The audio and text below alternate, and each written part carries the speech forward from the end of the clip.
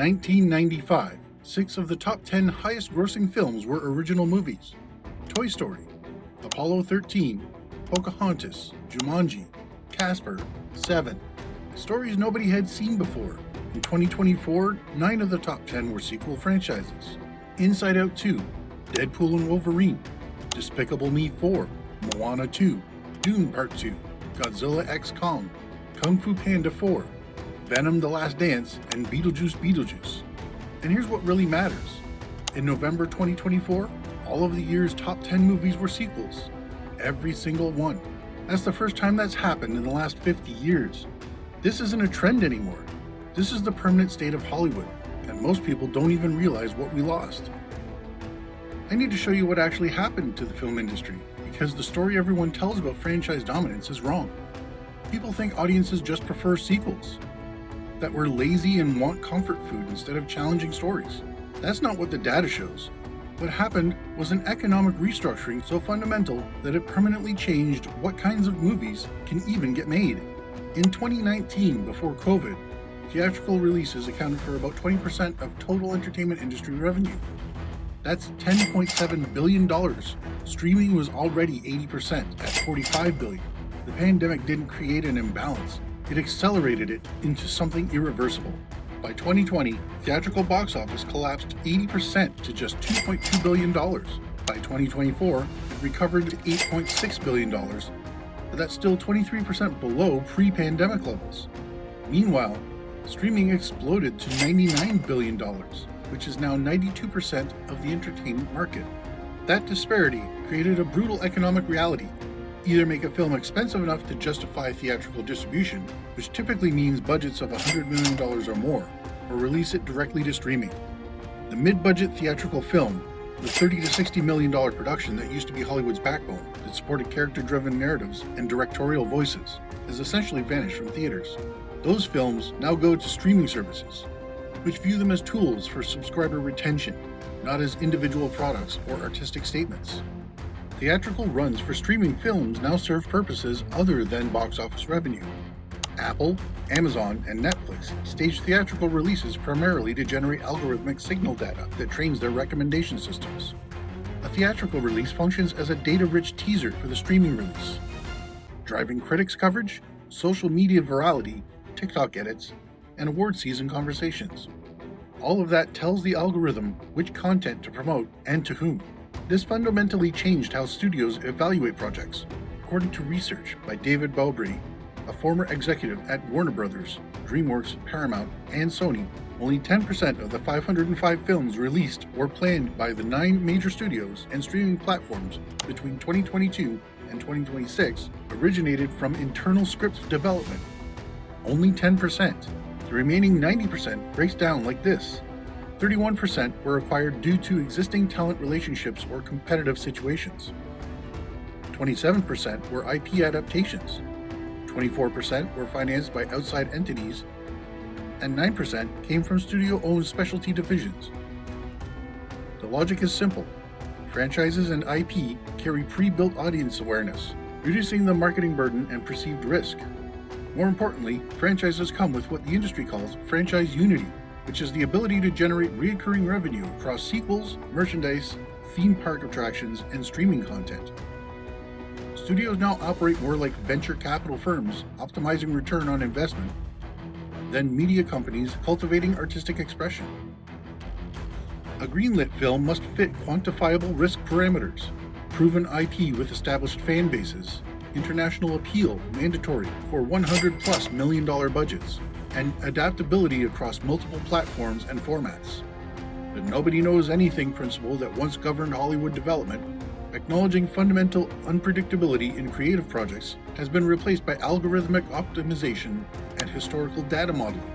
Martin Scorsese, the 80-year-old auteur who secured $200 million funding for Killers of the Flower Moon, said something that should terrify everyone who cares about cinema.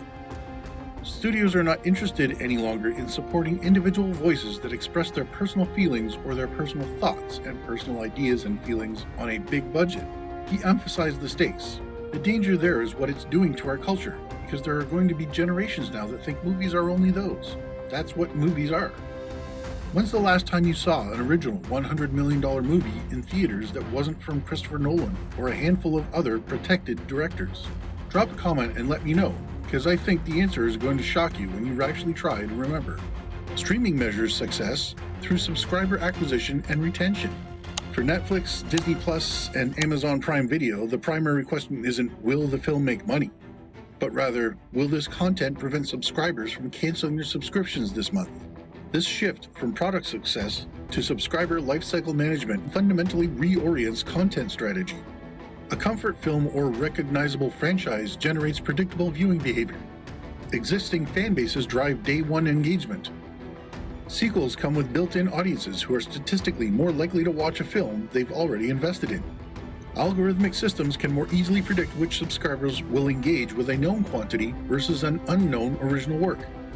Most crucially, franchises generate sustained engagement across multiple installments, creating recurring subscription value. Original films, even acclaimed ones, are unpredictable. They require marketing spend to establish, may appeal to narrower demographics, and generate one-time viewing events rather than recurring subscriber behavior. From a retention optimization standpoint, they're liability-laden. Streaming services still commission original content because some subscriber segments demand it, but the strategic emphasis has shifted decisively toward properties that maximize predictable engagement and minimize churn. Between 2020 and 2024, only about 12% of new shows and movies across streaming platforms were based on pre-existing IP. But here's what matters. 13 of the 30 most watched titles on streaming in 2024 were based on pre-existing material, including 7 of the 10 most watched streaming originals. IP-based content represents 12% of supply but dominates the demand, and therefore the algorithmic placement, marketing spend, and strategic focus. One consequence of streaming dominance is what Netflix explicitly calls casual viewing. Platform leadership has begun mandating that shows and movies designed for background consumption feature abundant exposition and dialogue, where characters announce their actions and intentions. The business logic is straightforward. If viewers are half-watching while scrolling through their phones or doing household tasks, the content must remain comprehensible even without full attention. This design choice inevitably favors simple episodic narratives over complex layered storytelling. Franchises naturally accommodate this format. Sequels and spin-offs allow viewers to half-watch and still follow basic plot machinery because they're already familiar with the universe, characters, and conventions. Original films, which must establish entirely new worlds and character dynamics, suffer more from degradation. Over 80% of Netflix content is discovered through algorithmic recommendations rather than deliberate user search. For a title to succeed, it must be pushed algorithmically to viewers, not sought out. This transforms content function.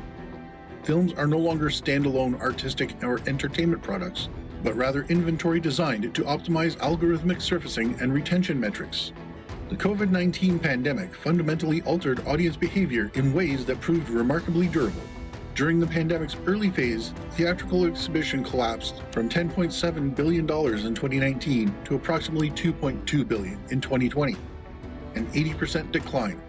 As cinemas began reopening in 2021 and 2022, a critical behavior shift became evident. Audiences were no longer willing to visit theaters for routine releases. They only returned for event films, massive tentpole productions with cultural cachet, major celebrities, franchise recognition, or exceptional technical achievements. This risk aversion persisted even as vaccination rates increased and COVID threat levels declined. Studios quickly learned that mid-budget dramas, character studies, and genre films that once had reliable theatrical audiences would perform poorly in the post-pandemic environment. Audiences had reconverted to home viewing during lockdowns, and reversing that behavior proved exceptionally difficult for non-event content. The theatrical market's recovery stalled at approximately 23% below 2019 levels, suggesting a permanent behavioral shift. Studios responded by dramatically contracting theatrical slates, reducing the number of wide theatrical releases from major studios below pre-COVID levels. Consequence? Only the biggest, safest bets receive theatrical distribution, franchises and established IP that generate must-see cultural moments. Denis Villeneuve, director of Dune and Dune Part 2, explicitly expressed disdain for the word content. arguing that it fundamentally misrepresents cinema as a functional commodity rather than an art form. He emphasized that the future of cinema is IMAX and the large formats, and that audiences specifically want to see something that they cannot have at home, that they cannot have on streaming. They want to experience an event. Villeneuve's observation underscores a paradox. While audiences have become more event-focused post-pandemic, studios have simultaneously constrained the definition of what constitutes an event. By definition, that means bankable franchise and IP, not experimental originals. If you're starting to realize that the pandemic didn't just pause movies, it permanently restructured what movies can even be, hit that subscribe button. And if you know someone who keeps wondering why Hollywood doesn't make original films anymore, share this with them, because the answer isn't creative bankruptcy. Filmmakers like Villeneuve succeed in proving that audiences will invest in theatrical experiences for prestige projects. Oppenheimer and Barbie earned combined global revenues exceeding $1.9 billion. But these instances are now exceptions that prove the industry rule rather than representative of the typical theatrical strategy. Christopher Nolan gets to make original films because he's Christopher Nolan. Greta Gerwig got Barbie greenlit because it was based on existing IP with built-in brand recognition, even though she made it into something far more interesting than a toy commercial. For everyone else, the doors are closed. A generation of writers and directors is being systematically shut out of theatrical filmmaking unless they're willing to work within franchise constraints. Scorsese characterized modern franchise filmmaking as manufactured content, arguing that it resembles almost like AI making a film in its formula-driven nature. When questioned about what sequels and franchises offer audiences, aside from a kind of consummation of something and then eliminating it from your mind, Scorsese articulated the existential problem. Studios have abandoned the belief that films should say something, challenge the viewer, or provide lasting cultural meaning. And he's right. When's the last time a franchise film challenged you? When's the last time you walked out of a sequel genuinely changed by what you saw? I'm not saying they're all bad. I'm saying they're designed not to challenge you. They're designed to be consumed and forgotten, so you'll watch the next one. This creates a vicious cycle. Fewer original projects receive greenlight funding, so fewer writers and producers develop original screenplays. Fewer emerging filmmakers have pathways to studio features. The cultural expectation that movies are franchises becomes self-reinforcing generationally. A generation of viewers has now grown up experiencing cinema primarily through streaming algorithms, casual background viewing, and franchise comfort content. The theatrical marketplace, starved of original mid-budget content and constrained to the event films, has shrunk 23% below pre-pandemic levels with no realistic path to recovery. Studios, now primarily accountable to streaming platforms and subscription economics, have systematized the abandonment of originality. There isn't a creative failure or cyclical trend. It represents a permanent reorganization of the film industry toward an operational model that prioritizes subscriber retention over cultural impact, algorithmic optimization over artistic expression, and proven IP over risk innovation. Hollywood has fundamentally transformed an art industry supported by commerce to a commerce industry that occasionally produces art. The consequences will unfold across a generation. Audiences conditioned to expect franchises as cinema's default state will view original, experimental, and challenging films as exceptional rather than normal. Scorsese's warning that entire generations will come to believe movies are only franchises and that cinema means content appears less prophetic than inevitable. So what do we do about this? Honestly, I don't know if there is a way back. The economics are too fundamental. Streaming is 92% of the market. Theaters have permanently lost 23% of their audience. The mid-budget original film has been structurally eliminated from theatrical production. These aren't problems that you solve with better marketing or more creative executives. These are the new rules of the game. But I do know this. Every time you choose to see an original film in theaters instead of waiting for streaming, you're voting with your wallet for a world where those films can still exist. Every time you skip a franchise sequel you don't care about, you're telling studios brand recognition isn't enough. Every time you talk about challenging original films with friends, you're doing the word-of-mouth marketing that used to drive theatrical success. It's not much, but it's something, because the alternative is a future where movies really do mean franchises, where cinema really does mean content, and where nobody even remembers that films used to be able to say something new. And speaking of what we're losing to economic restructuring, you need to understand what's happening with horror right now, because it's one genre that's completely immune to all of this. While franchises dominate everything else, and original films disappear from theaters, horror is quietly printing money with $2 million budgets that return 45 times their investment. Horror is creating new icons, while Hollywood recycles decades-old IP. It's the only genre that still works financially, culturally, and creatively. I wrote down why horror is Hollywood's only reliable genre right now. Check that video on your screen because it's the perfect counterpoint to everything I just explained about franchise dominance.